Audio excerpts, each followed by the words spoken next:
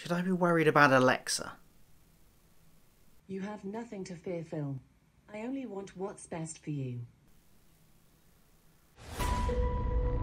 Welcome to Section 31 headquarters. Are those mines? Blade mines. They'll slice the hull like cheese. This is your captain. Brace for a bumpy ride. Shields down to 41%. The hell is that? What is Arium doing? Michael. Hi, I'm Phil. Welcome to my channel where I talk about all things geeky pop culture that I enjoy, including doing weekly Star Trek reviews. I say weekly slightly tentatively there because I did not do one last week. I'm sorry. I tried to. I recorded, well, I set up my camera, I spoke for 20 minutes in front of it, and found out that I'd run out of storage space, and it hadn't recorded anything. And by that point, I couldn't be bothered to do another one, basically. I'm sorry. But if you do want to know my views on last week's episode, very quick summary, it was very good. I loved seeing the previous Cage stuff on the previously on. I loved how it tied into some of the original series stuff. It was just all over very good and very exciting. But if you want to know more detailed views of mine on that episode, you can read about them rather than watching me talk about them, because I published a review over on Blog to Who. Don't know why I'm pointing that way. Probably going to put the logo that way. So I'll leave a description in the thingamie below, and you can, if you wish to know my opinions on last week's episodes, that's where you will find them. But let's get on with this week's episode, shall we? Project Daedalus, and an interesting one to watch if you're interested in what the future development of the show is going to be, because it was written by the new co-showrunner of the programme. Michelle Paradise, I believe this is her first episode, but she has since been announced, since writing this episode, has been announced as the co-showrunner. So it might give a flavour of the kind of writing we're going to get going further forward in the show.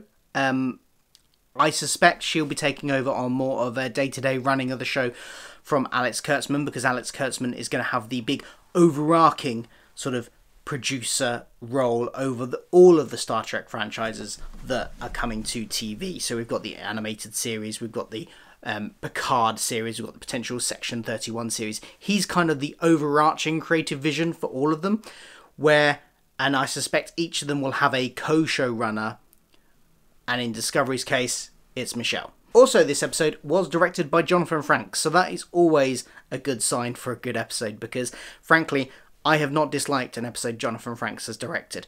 I think he is a fantastic director. He obviously knows Star Trek, and he blends modern storytelling techniques and modern filming techniques. That he's obviously a very good director, but he blends that with a respect for the show that I think is really, really impressive. And so you get something that both feels modern and feels really authentically Trek at the same time. It's really good, and I love having an episode with him on.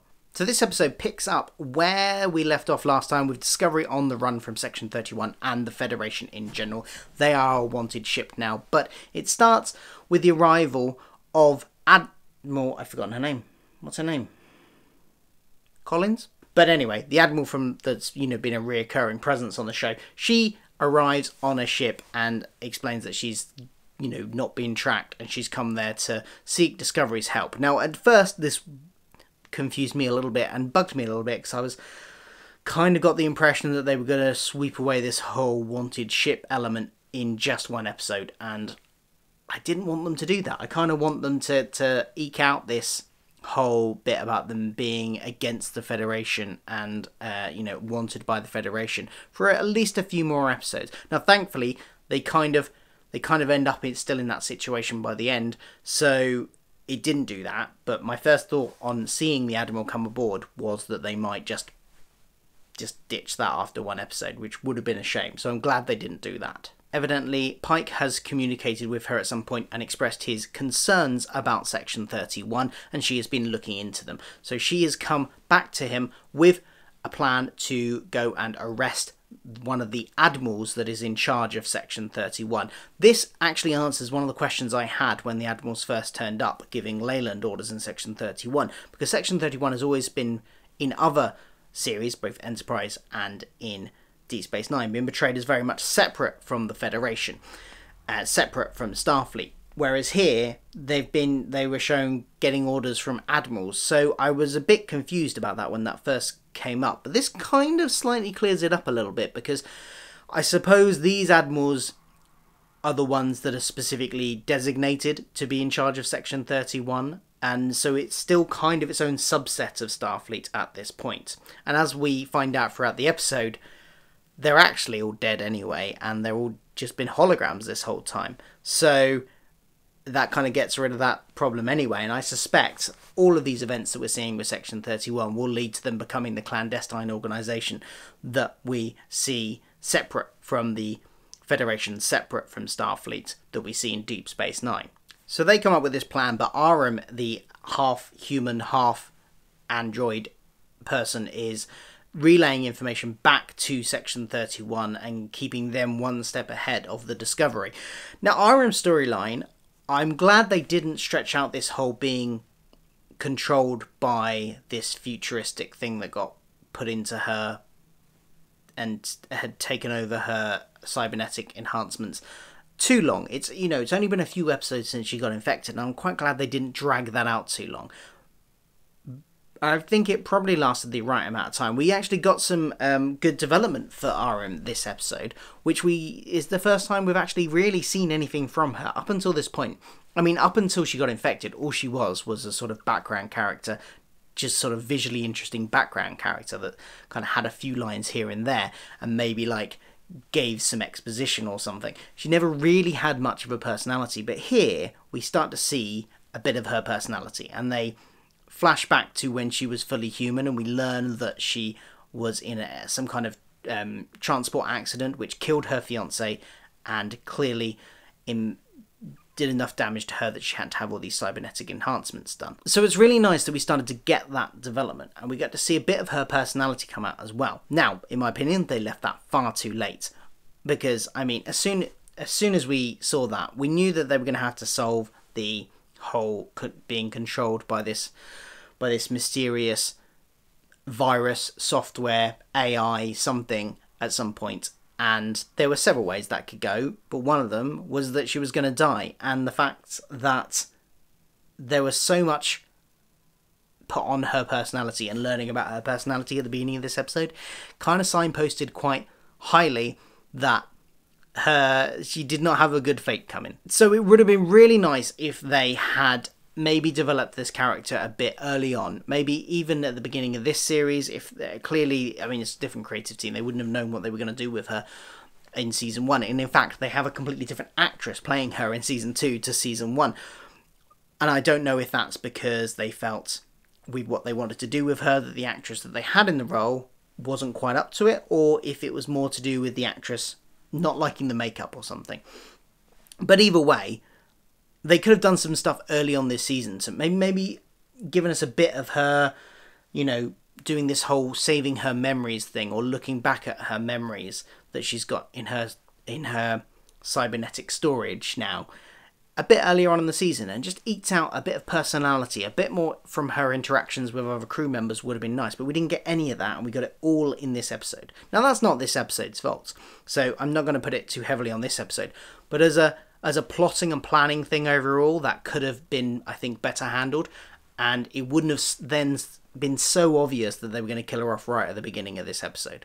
Now, this was a Section 31 plot without actually having any of the Section 31 people that we know about, and that we've interacted with in the past. There was no Leyland, there was no Captain Giorgio, or Empress Giorgio, there was not even any Tyler, and he's actually on board Discovery. They didn't interrogate. I kind of expected that they would maybe have at least one scene where they go to him and interrogate him about something. They think he's the one that's been sending out this information. So it's very strange that they didn't use the fact that they've got him in custody at the moment to try and find out what's going on. If that feels like a bit of a loose end there, and a bit of a strange choice to make there. But I guess they had quite a lot to fit into the plot. So instead of having any involvement with any of the Section 31 personalities that we know from previous episodes, we instead got them going up against the AI, the control of Section 31, that seems to want to evolve and become even more of a sophisticated AI. It's a interesting plot, but I think it was very predictable. A lot of people saw this coming. However, I'm not going to hold that too much against it because I think it's got a lot of interesting scope still to go, and I'm very interested to see where it goes. But I think it was predicted by a lot of people. Now, in the when they're going into battle, one thing that really bugged me was they were going into battle. Well, not battle, but they were going into what they knew was a dangerous situation. The Admiral had said they were going to go to the Section 31 base and arrest this other Admiral that that she viewed as an extremist. And so they fly in, they're warping in, they're 10 minutes away from this base. And then the Admiral decides to brief them on what defences the base has. They're 10 minutes away. Why would that not be the first thing you do? And she just does it on the bridge. Where's the briefing room again? What's going on there? It seems to be a thing that Discovery seems to do. They give information, not just to us audience, but to the rest of the crew, that realistically they would give so much earlier at the very last minute, seemingly to heighten the tension, to create more dramatic situations. But it just jars, because why would you wait to 10 minutes before to tell them, oh yeah, by the way, there's a minefield? Why would you wait to tell them that? And even worse, when they actually arrive, she's still going, oh yeah, by the way, you need to put your shields down because the mines will be attracted to them. Like, that they're there. Tell them that beforehand so they can come up with some kind of plan. Don't wait till you get there. What kind of strategic planner is this, Admiral? So that really bugged me about the Section 31 sort of action sequences. But on the whole, the rest of the Section 31 bit of the episode was actually really good. I loved the way they tied in Burnham's chess match and her conflict with Spock to it, because we'll come to Spock and Burnham in a minute, but the way that Burnham, due to her earlier chess match with Spock, is very perceptive of, the fact that it's like a chess match. They're anticipating moves, and in order to fool them, we need to introduce chaos, just like Spock had done in that earlier chess match. I love that parallel. That was really, really nicely done. We're getting some more nice stuff from Spock and Burnham. I think their chemistry is working quite well together. They sort of jar off each other. They've got this conflict going on, this sibling rivalry kind of thing, which is working quite well, I think, for the most part, because you don't side with either one of them all the time. Each one of them makes good points, and each one of them gets their jabs in, their little jibes in, which I think work really well. And I think that creates quite a nice balanced chemistry between the two of them. And it's really nice to see things like Spock challenging Burnham on her need to always be the one solving the problem, which is a criticism that a lot of fans have had of the character, that she always seems to be the one that jumps in and has to save the day. Well, that's, coming out now as part of her personality, that she feels she needs to do that, and Spock is criticizing that part of her personality and going, why do you always feel the need to be the one that does the saving, that saves people, that jumps in and solves all the problems? So that was quite a nice reflective sort of way of reflecting back what some of the audience are saying, and I think it works quite well, and I think it does a good job of sort of humanizing Burnham a bit more, because you see that she is all of this stuff that some people have been criticizing her for is just part of her personality, and part of what the trauma of what she's gone through has made her like this, and it might be something that she's able to work on. Ethan Peck, I think, is doing a really good job with playing Spock as well. I think he's getting those personality traits of Spock that we're more used to now coming across, but also giving us a nice new side to it as well, because as he he lashes out in anger at one point and says something along the lines of, maybe I'm enjoying having these emotions, or something like that, or something about wanting to experience these emotions. And that's a side of Spock we don't get to see very often. And I think it's good to explore it here, and it gives us... And I can see how some people might go and say, well, that's not Spock, why is he doing that? But I think the circumstances that he's in at the moment, the context of what has happened to him, justify him being in a situation where he might embrace those emotions which he would usually suppress.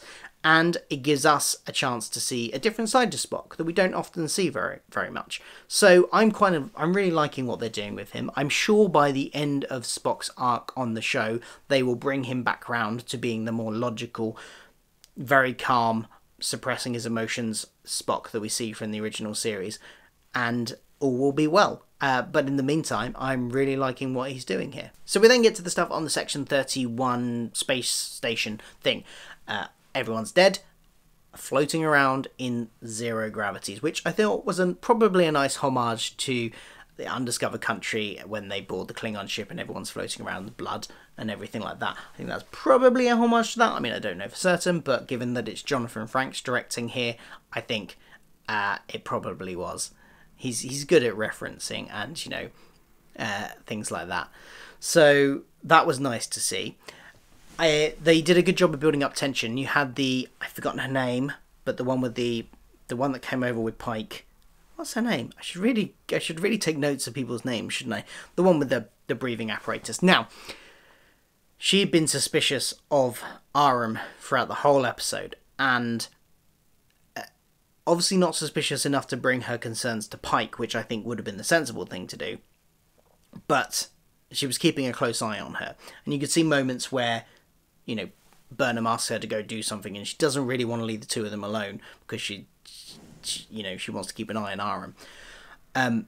That had been building throughout the episode quite nicely. The one bit of criticism I have about their whole plotline and her whole plotline was and it was so obvious. It was Chekhov's gun. You know, if you don't know what that is, you know, if you see a gun early on in a play, Chekhov said, you know, it's going to be fired because why is it there if not? This is not Chekhov as in helmsman of the Enterprise. This is Chekhov the playwright, the Russian playwright. So early on, we get a scene between Aram and this other. Really wish I could remember her name on the Discovery, and Aram comments about the apparatus and says, that helps you breathe in our atmosphere, doesn't it? And she's like, yeah, why are you asking? No reason. Now we know at this point Aram's evil. We know that these other characters are suspicious of her. It's so obvious that at some point Aram is going to rip the apparatus from her face. So a little bit predictable there, and it happens during the whole fight scene. I think on that Section 31 ship they build up the tension quite well. I love the bit where the ending where I love where Pike is in communication with the two of them and, you know, relaying that something's going on with Aram and to stop her. And then we get an absolutely fantastic scene. Aram is in the airlock. The other person's a bit incapacitated at the moment. Burnham is at the door trying to work out what to do to stop her getting out, and Aram regains a bit of control through Tilly's help, which was quite a nice little bit as well, bit of reflective of their relationship, which again I kind of wish had been developed a bit more throughout the rest of the series, but that's a reoccurring problem with this Aram plotline. I think just needed more development earlier on. But Tilly, due to her appealing to her memories of her, makes Aram sort of semi-take back control so that she can speak herself. She still has no control over her motor functions. She can just speak. Although speaking, I suppose, is a kind of motor function, but most of her motor functions. So the evil AI is still controlling her, still making her trying to get out of the airlock to upload to download the information that she's got and also kill everyone. Aram says to Burnham that she has to open the airlock and effectively kill her. Burnham is frantically trying to find another reason to do it, and Pike comes on the communicator and tells her, you've got to open this, you've got to open the door, you've got to do it. I was kind of half expecting Spock to chime in with a needs of the many outweigh the needs of the one, or the few, but he didn't. Maybe that would have been a bit too far, but that's the kind of situation we were in here. This AI was going to kill everyone on Discovery if she got out of that airlock. So Burnham, but it kind of is Burnham's friend, and again that wasn't developed enough. But let's leave that aside for now. I said that far too much, and we get this lovely scene between the two of them, and I think everything sort of came together in that scene. I think it was brilliant writing. I think it was brilliant acting, especially from the actress that plays Aram. I think there was great use of music. the choice of visual shots, brilliant direction from Jonathan Frakes there, and it all came together to create this really heart-wrenching scene where Aram dies. And in the end, it's not Burnham that hits the button, it's the other one, because Burnham can't quite bring herself to do it. She doesn't save the day there, the other one does. And it's just this whole great scene, and it generally really did tug on my heartstrings, which, you know, given that she had almost no development whatsoever, is quite an achievement. That this one scene could make me literally stop what I was doing, because I was kind of doing other stuff while watching the episode, and be transfixed on watching the episode, and also really feel that. There may have even been a tear in my eye. And all that, and she hadn't had any development. Imagine what we would have been feeling if she'd actually had some proper development in the rest of the series. Imagine if we'd actually become so connected to her over the span of several episodes, or a season and a half. How much more impactful this would be. Again, it makes me wish they'd done that. But credit to Jonathan Frakes, credit to the writer, to Michelle Paradise here again, and credit to all the actors and everyone involved, because that scene was still very powerful and a very touching end. And then we're left with them kind of still on the run. They know Section 31 is controlled by this AI that has killed all the admirals. What is going on? Who knows? It sets up quite nicely for more mystery. The serialized element was strong in this episode, and I think it did it really well. This episode had emotion, it had action. I think it was a really strong episode. I am intrigued to see what comes next. Let me know what you thought of the episode, because I'd love to hear whether or not you liked it. Did you like the same things I liked, or did you actually, maybe you disagree? Maybe you think some of that stuff was absolutely rubbish and you don't want to see more of that. Anyway, whatever your opinions are, as long as you keep it respectful, let me know in the comments below. And I will be back next week. I won't miss another one, I promise. Thanks for watching. Don't forget to like, share, subscribe and all that jazz, and I will see you then. Goodbye.